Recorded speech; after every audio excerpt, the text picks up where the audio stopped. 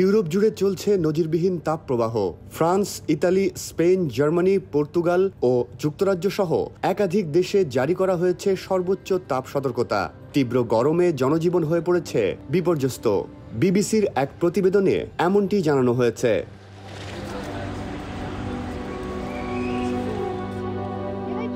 ফ্রান্সে প্যারিস সহ 16টি অঞ্চলে রেড অ্যালার্ট জারি করা হয়েছে। আরও 68টি অঞ্চলে রয়েছে অরেঞ্জ অ্যালার্ট। দেশটির জলবায়ু বিষয়ক মন্ত্রী এটিকে নজিরবিহীন পরিস্থিতি বলেছেন। গরমের কারণে প্রায় 200টি স্কুল বন্ধ বা আংশিক বন্ধ ঘোষণা করা হয়েছে।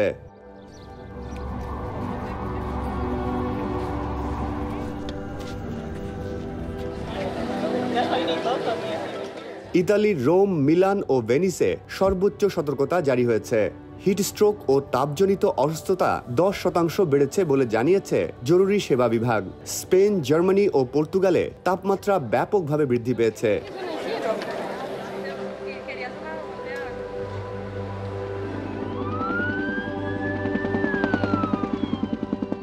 তুরস্ক, ক্রোয়েশিয়া ও গ্রিসে দাবানল ছড়িয়ে পড়েছে।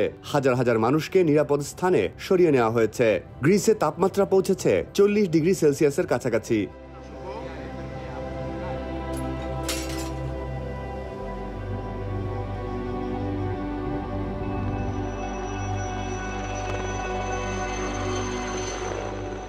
জাতিসংঘের মানবাধিকার প্রধান ভলকার টার্ক বলেন, এই তাপ প্রবাহ জলবায়ু পরিবর্তনের সঙ্গে খাপ খাইয়ে নেওয়ার জরুরি প্রয়োজনীয়তা তুলে ধরেছে।